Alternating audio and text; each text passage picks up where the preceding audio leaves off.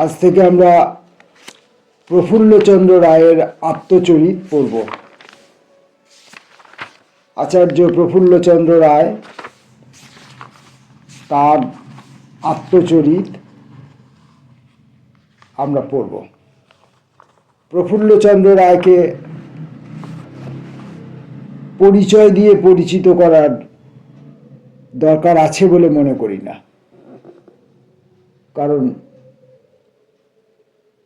কারণ কোনো কারণ নেই। তিনি অজস্র কারণে গুণান্বিত। শুধু তার জন্ম, বাবা মা এবং ইত্যাদি ছোটখাটো দু একটি পরিচয় দেব। যশোহর জেলার রারুলি গ্রামে 2রা আগস্ট 1861 খ্রিস্টাব্দে আচার্য প্রফুল্লচন্দ্র রায়ের জন্ম। বাবার নাম হরিশ্চন্দ্র রায়, মায়ের নাম ভুবনমোহিনী দেবী। প্রখ্যাত রসায়নবিদ, অধ্যাপক ও ভারতবর্ষের রাসায়নিক শিল্প প্রতিষ্ঠানের প্রথম ভারতীয় স্থপয়িতা।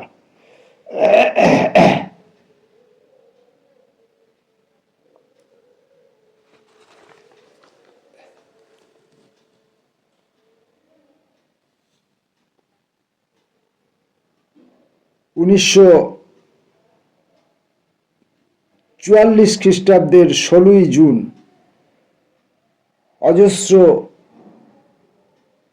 কাজ, কর্ম, কৃতিত্ব, সম্মান, লড়াই এবং রসায়ন ও বিজ্ঞানের সঙ্গে ওতপ্রোত সম্পর্ক যাপনের পর 83 বছর বয়সে তাঁর মহাপ্রয়াণ ঘটে।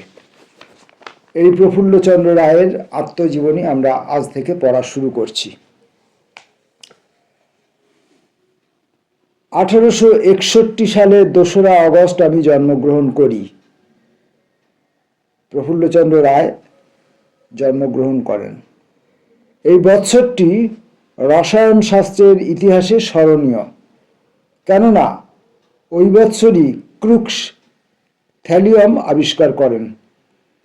আমার জন্মস্থান যশোহর জেলার রারুলি গ্রাম, বর্তমান খুলনা জেলায়। এই গ্রামটি কপোতাক্ষ নদী তীরে অবস্থিত, সেই বিখ্যাত কপোতাক্ষ নদী। কপোতাক্ষ 40 মাইল আঁকাবাঁকাভাবে ঘুরিয়া কবিবর মধুসূদন দত্তের জন্মস্থান সাগরদাঁড়িতে পৌঁছিয়াছে।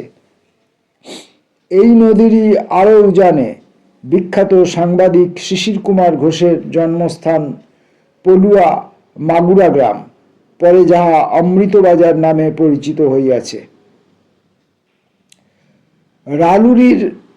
রারুলির উত্তর দিকে সংলগ্ন কাটিপাড়া গ্রাম, এই গ্রামেরই অধিবাসী ও জমিদার ঘোষ বংশের কন্যা কবি মধুসূদন দত্তের মাতা। এই দুই গ্রাম অনেক সময় একসঙ্গে রারুলি কাটিপাড়া নামে অভিহিত হয়। আমার পিতা 1 শতাব্দীরও পূর্বে 1826 সালে জন্মগ্রহণ করেন।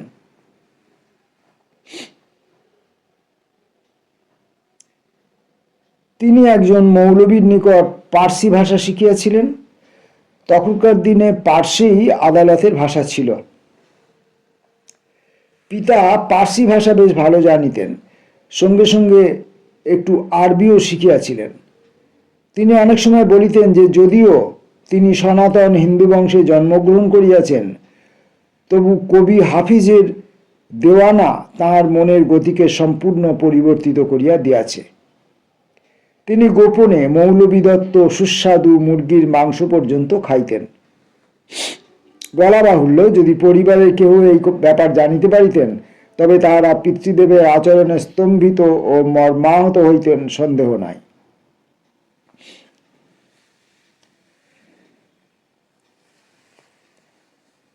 বাড়িতে লেখাপড়া শেষ করিয়া আমার পিতা 1846 সালে সদ্য প্রতিষ্ঠিত কৃষ্ণনগর কলেজে ইংরাজি বিদ্যা শিক্ষা করিতে যান। ওই কলেজে জুনিয়র স্কলারশিপ পরীক্ষার জন্য পড়িবার সময় প্রসিদ্ধ শিক্ষক দেবচরিত্র রামতনু লাহিড়ী মহাশয়ের ছাত্র হইবার সৌভাগ্য অর্জন করিয়াছিলেন। ওই সময় ক্যাপ্টেন D.L. রিচার্ডসন কৃষ্ণনগর কলেজের অধ্যক্ষ ছিলেন। আমার পিতা সাক্ষাৎভাবে তাঁর ছাত্র না হইলেও তাঁর ভাব ও চরিত্রের প্রভাবে কিয়ৎ পরিমাণে অনুপ্রাণিত হইয়াছিলেন। বাংলায় শিক্ষা প্রচারের অগ্রদূত এই ক্যাপ্টেন রিচার্ডসন কৃত ব্রিটিশ কবিগণের জীবনী শীর্ষক গ্রন্থখানি এখনো আমার নিকট আছে। এই গ্রন্থ বহুবার আমি পড়িয়াছি এবং এখানিকে আমি অমূল্য পৈতৃক সম্পদ রূপে গণ্য করি।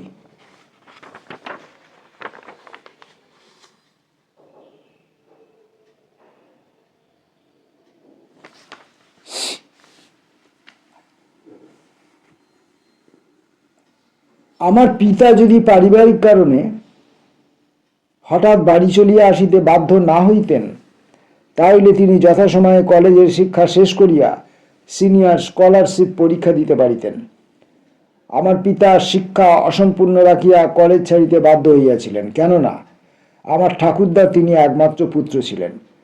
আমার পিতৃব্যের সকলেই অকালে পরলোক গমন করেন। ঠাকুরদাদা যশোহর আদালতে সেরেস্তাদারের কাজ করিতেন। তখনকার দিনে এই সেরেস্তাদারের কাজে বেশ অর্থাগম হইত। সুতরাং বাড়িতে পৈতৃক সম্পত্তি দেখাশোনা করিবার কেহ রইল না।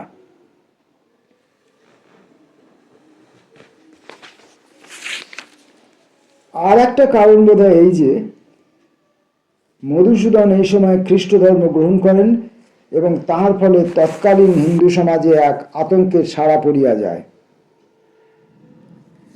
ঠাকুরদার ভয় হইল যে হিন্দু কলেজের ছাত্রেরা যে যে সব বিজাতীয় ভাব দ্বারা অনুপ্রাণিত হইস, সেই সব গ্রহণ করিয়া আমার পিতাও হয়তো পৈতৃক ধর্ম ত্যাগ করিবেন।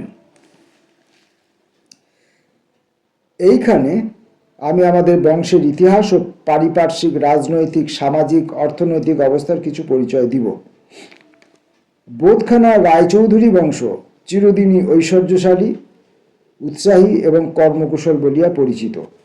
এই বংশের অনেকে নবাব সরকারে উচ্চ পদে লাভ করেন এবং যশোহরের নতুন আবাদী অঞ্চলে অনেক ভূসম্পত্তি ও জায়গির পান।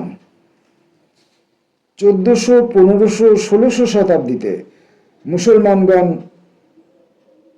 পীরগণ প্রথম ধর্মপ্রচারক সুলভ উৎসাহ লইয়া এই যশোহর অঞ্চলে ইসলাম ধর্মের পতাকা বহন করিয়াছিলেন এবং তথায় লোকবসতি গড়িয়া তুলিয়াছিলেন।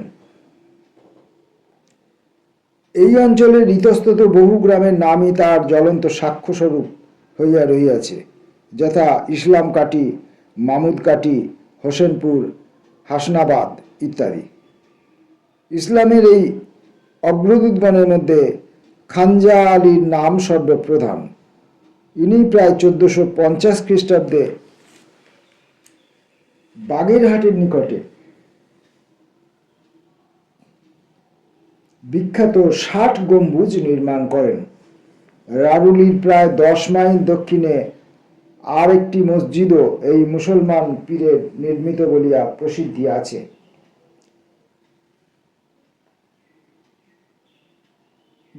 সুন্দরবন অঞ্চলে আবাদ করিবার সময় কতগুলি লোক জঙ্গল পরিষ্কার করিতে করিতে কপোতাক্ষ নদী তীরে চাঁদখালির প্রায় 6 মাইল দক্ষিণে একটি প্রাচীন মসজিদ মৃত্তিকার নিম্নে প্রথিত দেখে। সেই জন্য তারা গ্রামের নাম রাখে মসজিদ কুঁর। এই মসজিদটি দেখিলেই বোঝা যায় ইহা 60 গম্বুজের নির্মাতারই কীর্তি।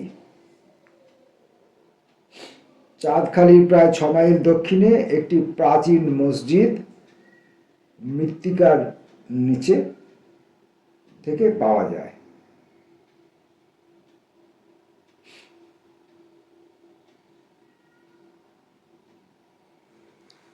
আমার কোনো পূর্বপুরুষ জাহাঙ্গীর বাদশাহের আমলে বা তাহার কিছু পরে এই গ্রামে আসিয়া বাস করেন। নিকটবর্তী কয়েকটি গ্রামে তার জায়গা ছিল। আমার প্রপিতামহ মানিকলাল রায় নদিয়া ও যশোহরের কালেক্টরের দেওয়ান উচ্চ পদে লাভ করিয়াছিলেন। ব্রিটিশ শাসনের প্রথম আমলে দেওয়ান, নাজির, সেরেস্তাদারগণই ব্রিটিশ কালেক্টর, ম্যাজিস্ট্রেট ও জজদের দক্ষিণ হস্ত স্বরূপ ছিলেন। বাংলার নবাবদের আমলে এবং ওয়ারেন হেস্টিংস এবং ইস্ট ইন্ডিয়া কোম্পানির শাসনকাল পর্যন্ত রাজকার্যে উৎকোচ গ্রহণ প্রভৃতি নানা জঘন্য অনাচার যেভাবে চলিয়াছিল, তাহার ফলেই বোধহয় চিরস্থায়ী বন্দোবস্তের প্রবর্তক লর্ড কর্নওয়ালিস ভারতবাসীদিগকে সমস্ত সরকারি উচ্চ পদ হইতে বঞ্চিত করিয়াছিলেন। এই পন্থা অবলম্বন করিবার সপক্ষে বাধ্যত সঙ্গত কারণও যে তাহার ছিল, তাহাতে সন্দেহ নাই। শোভাবাজার রাজবংশের প্রতিষ্ঠাতা নবকৃষ্ণ, পরে রাজা নবকৃষ্ণ, রবার্ট ক্লাইভের মুন্সি ছিলেন এবং মাসিক 60 টাকা মাত্র বেতন পাইতেন, কিন্তু তিনি নিজের মাতৃশ্রাদ্ধে 9 লক্ষ টাকা ব্যয় করেন। তখনকার দিনে 9 লক্ষ টাকা এখনকার অর্ধ কোটি টাকার সমান। মানে যখন প্রফুল্লচন্দ্র রায় লিখছেন, সেই সময়ে 9 লক্ষ টাকা সমান হাফ কোটি, মানে 50 লক্ষ টাকা। ওয়ারেন হেস্টিংসের দেওয়ান, পাইকপাড়া রাজবংশের প্রতিষ্ঠাতা গঙ্গা গোবিন্দ সিং প্রভূত বিত্ত সঞ্চয় করেন এবং প্রাচীন জমিদারদের উৎখাত করিয়া বড় বড় জমিদারি দখল করেন।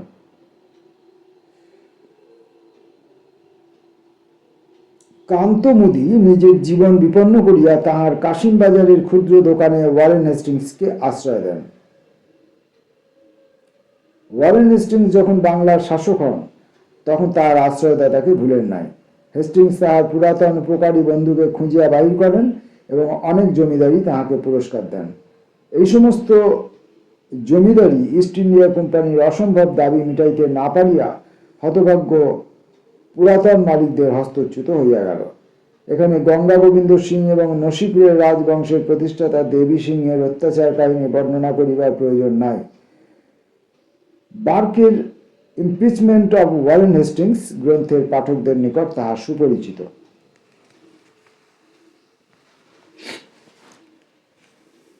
কর্নওয়ালিসের আমল অন্য অনেক বিষয়ে ভালো হইলেও উচ্চপদ হইতে ভারতবাসীদিগকে বহিষ্কার তাহার একটি কলঙ্ক। পূর্বে যাহা বলিয়াছি তাহাতে কেউ কেউ মনে করিতে পারেন যে আমি কর্নওয়ালিসের এই নীতির সাফাই গাইতেছি। আমার উদ্দেশ্য মোটেই তাহা নয়। বস্তুত রোগ অপেক্ষা ঔষধি মারাত্মক হইয়া দাঁড়াইল। ব্রিটিশ সিভিলিয়ান কর্মচারীরা এদেশের লোকের ভাষা, আচার ব্যবহার, সামাজিক প্রথা কিছুই জানিতেন না। সুতরাং তাহারা তাহাদের অধীন অসাধু ভারতীয় কর্মচারীদের হাতের পুতুল হইয়া দাঁড়াইলেন। আর ওই সমস্ত ভারতীয় কর্মচারীরা যদি এইরূপ লোভনীয় অবস্থার সুযোগ না লইতেন, তাহলে বরং অস্বাভাবিক হইত।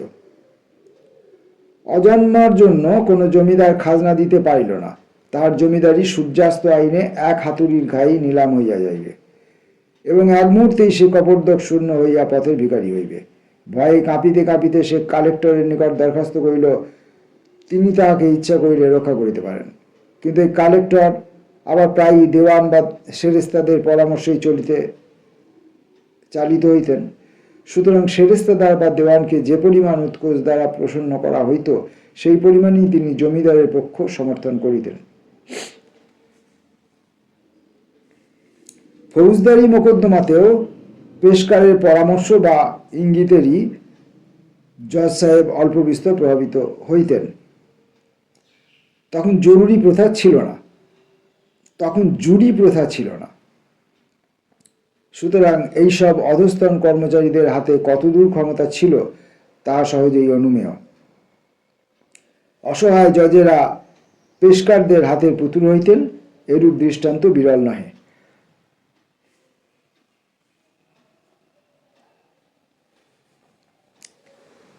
এক শতাব্দী পূর্বে আমার প্রপিতামহগণ মানিকলাল রায় কৃষ্ণনগরের কালেক্টরের এবং পরে যশোহরের কালেক্টরের দেওয়ান ছিলেন। এই পদে তিনি যে প্রভূত পরিমাণ ধন সঞ্চয় করিয়াছিলেন, তাহাতে সন্দেহ নাই। আমার বাল্যকালে তার সঞ্চিত ধনের অদ্ভুত গল্প শুনিতাম। তিনি মাঝে মাঝে মাটির হাঁড়ি ভরিয়া কোম্পানির সিক্কা টাকা বাড়িতে পাঠাইতেন। বিশ্বস্ত বাহকেরা বাঁশের দুই ভার ঝুলাইয়া অর্থাৎ বাঁকে করিয়া এই সমস্ত টাকা লইয়া যাইত। সেকালে নদিয়া যশোহর গ্র্যান্টাং রোডে ডাকাতের অত্যন্ত উপদ্রব ছিল। সুতরাং ডাকাতদের সন্দেহ দূর করিবার জন্য মাটির হাঁড়ির নিচে টাকা ভর্তি করিয়া উপরে বাতাসা দিয়া ঢাকিয়া দেওয়া হইত। আমার পিতামহ আনন্দলাল রায় যশোহরের সেরেস্তাদার ছিলেন এবং প্রচুর ধন উপার্জন করিয়া পৈতৃক সম্পত্তি বৃদ্ধি করেন।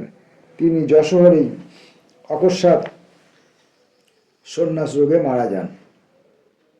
আমার পিতা সংবাদ পাইয়া আরুলি গ্রাম হইতে তাড়াতাড়ি যশোহরে যান, কিন্তু তিনি পৌঁছবার পূর্বেই পিতামহের মৃত্যু হয়। সুতরাং পিতাকে কোনো কথাই বলিয়া যাইতে পারেন নাই।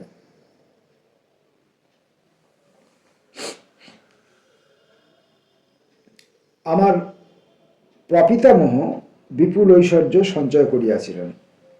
1800 খ্রিস্টাব্দে তিনি যে ভূসম্পত্তি ক্রয় করেন তাহা তাহার ঐশ্বর্যের কিয়দংশ মাত্র। তার অবশিষ্ট ঐশ্বর্য কিরূপে হস্তচ্যুত হইল সে সম্বন্ধে নানা কাহিনী আছে। আমি যখন শিশু তখন আমাদের পরিবারের বৃদ্ধা আত্মীয়দের নিকট গল্প শুনিয়াছি যে আমার প্রপিতামহ একদিন পাশা খেলিতেছিলেন। এমন সময় তিনি একখানি পত্র পাইলেন। তিনি ক্ষণকালের জন্য পাশা খেলা হইতে বিরত হইলেন, পত্রখানি আগাগোড়া পড়িলেন, তারপর একটি দীর্ঘ নিঃশ্বাস ত্যাগ করিলেন। কিন্তু তাহার মুখভাবের কোনো পরিবর্তন হইল না, পূর্ববৎ পাশা খেলায় প্রবৃত্ত হইলেন। বোধহয় যে ব্যাংকে তিনি টাকা গচ্ছিত রাখিয়াছিলেন সেই ব্যাংক ফেল পড়িয়াছিল, কিন্তু প্রপিতামহ চতুর লোক ছিলেন। সুতরাং তিনি নিশ্চয়ই তার সমস্ত ধন একস্থানে গচ্ছিত রাখেন নাই। সম্ভবত তিনি প্রথমত তাহার অর্থ মাটির নিচে পুঁতিয়া রাখিয়াছিলেন, অথবা ঘরের মেঝেতে বা দেওয়ালে সুরক্ষিত করিয়াছিলেন। বস্তুত আমার বাল্যকালে ঘরের দেয়ালে এইরূপ একটি শূন্য গুহা আমি দেখিয়াছি। আমাদের বংশে প্রবাদ আছে যে আমার পিতামহ প্রপিতামহের সঞ্চিত ধনের গুপ্ত সংবাদ জানিতেন, কিন্তু তাহার অকস্মাৎ মৃত্যু হওয়াতে পিতাকে কিছুই বলিয়া যাইতে পারেন নাই, একথা পূর্বে বলিয়াছি। আমাদের বাড়ির অন্দরমহলের উপরতলার দরজা লোহার পাত দিয়ে মোড়া, তাহার উপর একটু বোল্ট বসানো। ইহার উদ্দেশ্য ডাকাতেরা সহজে যাহাতে ওই দরজা না ভাঙিতে পারে। এই উপরতলার কিয়দংশ এখনো মালখানা নামে অভিহিত হয়। আমার পিতা দেওয়ালের স্থানে স্থানে গুপ্তধনের সন্ধানে খুঁড়িয়াছিলেন, কিন্তু কিছুই পান নাই। ওই সমস্ত স্থান এখনো দেখা যায়, কেননা সেখানে নতুন ইট সুরকি বসাইয়া মেরামত করা হইয়াছিল। বহু বৎসর পরে আমার পিতা যখন অর্থ সংকট উপস্থিত হয় এবং পৈতৃক সম্পত্তি বিক্রয় করিতে থাকে, তখন আমার মাতা, যদিও সাধারণত তিনি কুসংস্কারগ্রস্ত ছিলেন না, একজন গুণীকে ডাকিয়া পাঠান এবং তাহার নির্দেশ অনুসারে সিঁড়ির নিচে একটি স্থান খনন করান, কিন্তু এ চেষ্টাও ব্যর্থ হয়। আমি এই ব্যাপারে বেশ কৌতুক অনুভব করি, কেননা আমার ওইসব অতিপ্রাকৃত ব্যাপারে কখনোই বিশ্বাস ছিল না।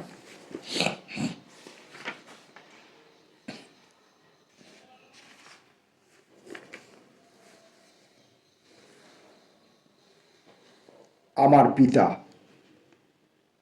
প্রায় 25 বছর বয়সে আমার পিতা পৈতৃক সম্পত্তি দেখাশোনা করার ভার গ্রহণ করেন। তিনি খুব মেধাবী ছিলেন। তিনি পার্সি ভাষা জানিতেন, সংস্কৃত ও আরবিও কিছু জানিতেন। ইংরেজি সাহিত্যেও তাহার বেশ দখল ছিল, এবং আমার বাল্যকালে তাহার মুখ হইতেই আমি প্রথম ইয়ংয়ের নাইট থটস এবং বেকনের নোভাম অর্গ্যানাম প্রভৃতি গ্রন্থের নাম শুনি। তত্ত্ববোধিনী পত্রিকা, ডক্টর রাজেন্দ্রলাল মিত্র সম্পাদিত বিবিধার্থ সংগ্রহ, হিন্দু পত্রিকা, অমৃতবাজার পত্রিকা এবং তাহার পূর্ববর্তী অমৃত প্রবাহিনী ও সোমপ্রকাশের তিনি নিয়মিত গ্রাহক ছিলেন। কেরিকৃত হোলি বাইবেলের অনুবাদ, মৃত্যুঞ্জয় বিদ্যালঙ্কারের প্রবোধচন্দ্রিকা ও রাজাবলী, লসনের পশ্যাবলী জীবজন্তুর কথা এবং কৃষ্ণমোহন বন্দ্যোপাধ্যায়ের এনসাইক্লোপিডিয়া বেঙ্গলেন্সিস তার লাইব্রেরিতে ছিল। সমসাময়িক যুগের তুলনায় আমার প্রপিতামহ বেশ শিক্ষিত লোক ছিলেন মনে করা হয়। ইহার একটি প্রমাণ, তিনি সমাচার দর্পণের নিয়মিত গ্রাহক ছিলেন। সমাচার দর্পণ প্রথম বাংলা সংবাদপত্র 1818 সালে শ্রীরামপুর হইতে মিশনারিগণ কর্তৃক প্রকাশিত হয়। আমার বাল্যকালে আমাদের লাইব্রেরিতে একটি সংবাদপত্রের ফাইল আমি দেখিয়াছি। বিলাতে ঔপন্যাসিক ফিল্ডিংয়ের সময় গ্রামের ভদ্রলোকেরা যেভাবে জীবনযাপন করিতেন, আমার পিতাও কতকটা সেইভাবে জীবনযাপন আরম্ভ করেন। স্কোয়ার অলওয়ার্ডির সঙ্গে তাহার চরিত্রের সাদৃশ্য ছিল। তার অবস্থা সচ্ছল ছিল, সুতরাং নিজের রুচি অনুসারে চলিতে পারিতেন। কলিকাতার সঙ্গেই তাহার বেশি যোগ ছিল এবং তিনি ওই শহরের শিক্ষিত ও সভ্য সমাজের সঙ্গে মিশিতেন। যতীন্দ্রমোহন ঠাকুর, দিগম্বর মিত্র, কৃষ্ণদাস পাল, ঈশ্বরচন্দ্র বিদ্যাসাগর প্রভৃতি তৎকালীন প্রধান প্রধান লোকেদের সঙ্গে তাহার পরিচয় ছিল। গত শতাব্দীর মধ্যভাগে 1860 খ্রিস্টাব্দের পূর্বে আমার পিতা ব্রিটিশ ইন্ডিয়ান অ্যাসোসিয়েশনের সদস্য হইয়াছিলেন। তিনি সঙ্গীত ভালোবাসিতেন এবং ওস্তাদদের মতো বেহালা বাজাইতে পারিতেন।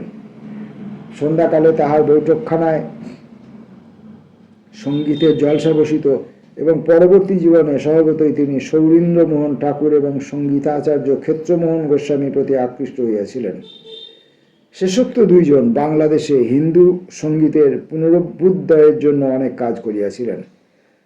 আমার পিতা পৈতৃক সম্পত্তি পরিচালনা ভার গ্রহণ করিয়া প্রথমে ভদ্রাসন বাটির সদরমহল ভাঙিয়া নতুন করিয়া নির্মাণ করেন।